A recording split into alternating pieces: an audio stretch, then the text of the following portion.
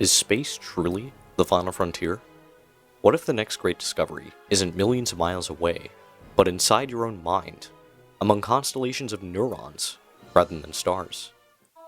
The ancient Egyptians thought that the brain was useless and didn't preserve it with the other essential organs. Yet with the realization that the brain is the control center of the body and the home of the consciousness, its importance has become paramount. Exploration of the mind has altered the fundamentals of society.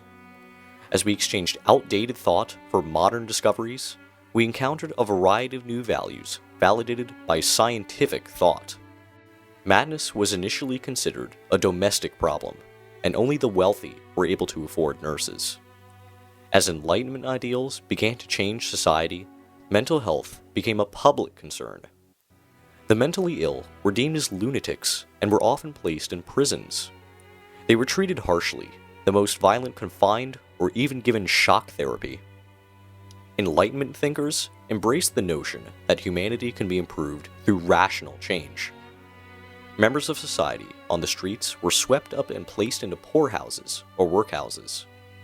Reformers believed that these misfits could be made into productive citizens through discipline if provided with a structured environment. One such reformer was Dorothea Dix. As a young woman, Dix followed her passion for education and became a teacher. By 1836, Dix closed her school for good and took interest in the asylum movement. By the time she died in 1887, Dorothea Dix had established 32 treatment facilities across the United States, leaving a legacy that impacted the lives of the mentally ill decades after. As she campaigned for the establishment of better treatment facilities, she supported a model of healthcare that entailed compassionate care for patients with mental illnesses. This model was first devised by French psychiatrist and physician Philippe Pinel, who was an avid supporter of phrenology, one of the earliest fields to suggest a link between components of the brain and mental illness. In essence, phrenology has caused society to exchange its approach towards the mentally ill for one justified by neuroscience. Much of the lack of accurate knowledge surrounding mental illness at the time can be attributed to ineffective diagnostic procedures. In the 19th century, the few diagnostic procedures in existence were extremely inaccurate. Even during the late 20th century, diagnosing mental illness was a difficult task. In 1973, psychologist David Rosenhan proved just how ineffective these procedures were in a famous experiment. Rosenhan and 7 of his colleagues, all mentally healthy people, feigned hearing voices in their heads in order to gain admission into various mental hospitals. Once in, these pseudo-patients told the staff that the voices had disappeared.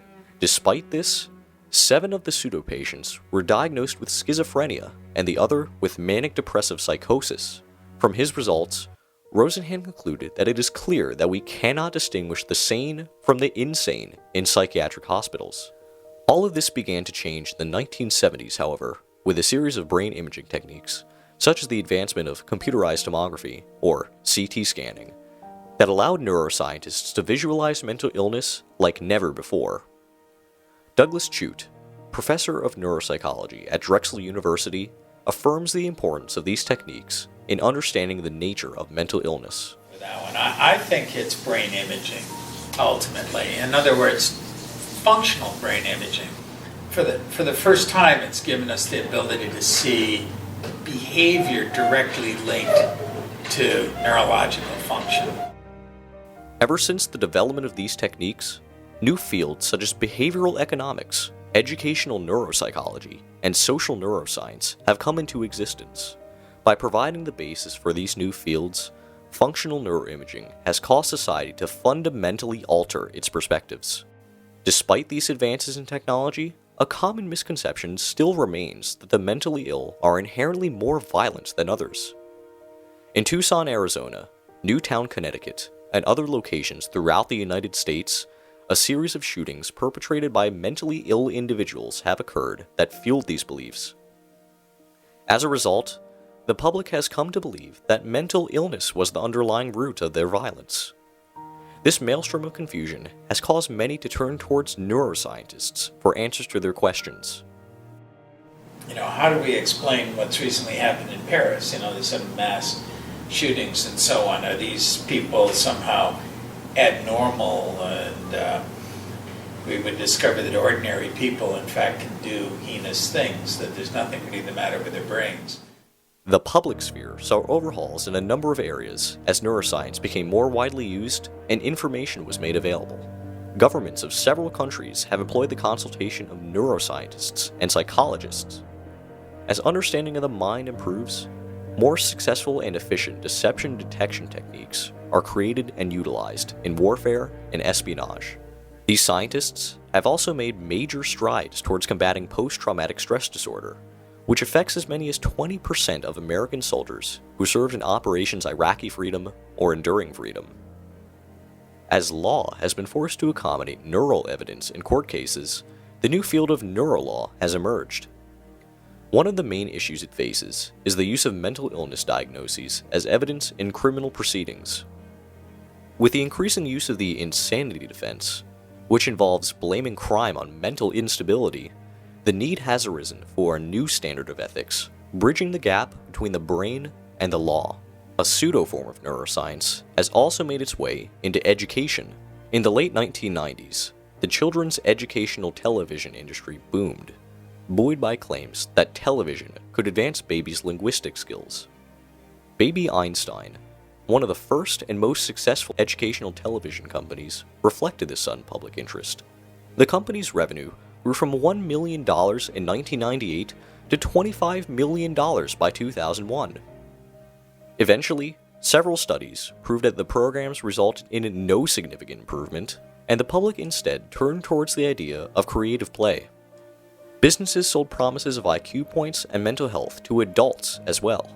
The company marketed itself as a brain saver with the endorsements of several consulting neuroscientists, though there was no sound evidence that its programs provided any cognitive benefit. As businesses gained the credibility of this pseudo-neuroscience, they created demand for products that would enhance mental health. In essence, the brain became both the product being marketed and the consumer being marketed too. Following this trend of popular neuroscience, an abundance of personality tests became common in the 2000s, including the Myers-Briggs Type Indicator, Big 5 Personality Test, and the Colby Index. Brain Games, a popular National Geographic program, relies on brain experts in order to present interactive education to millions of viewers in every episode. Just as neuroscience has become integrated into popular culture, law and science have ushered common thought towards experiments and proven facts rather than tradition. Racial discrimination, at one point based on scientific racism, has since been publicly decried and illegalized. As neuroscience and other social sciences repeatedly demonstrated that there are no inherent cognitive differences between races and sexes, many forms of discrimination began to erode, and with nearly 30 countries either recognizing or performing same-sex marriage, governments and citizens have begun to accept the scientific and neurological explanations behind varying sexualities. According to an interview conducted with Dr. Susan Wenz, assistant professor of psychology at Lafayette College, stigma can lead to decreased use of mental health care services, poor adherence to treatment, loss of self-esteem, lower income, lower government investment in mental health research, and more. The National Institute of Mental Health and the American Psychiatric Association have been key players in framing mental illness as disorders of the brain, enabling the movement over the past several decades to view psychiatric disorders as medical conditions.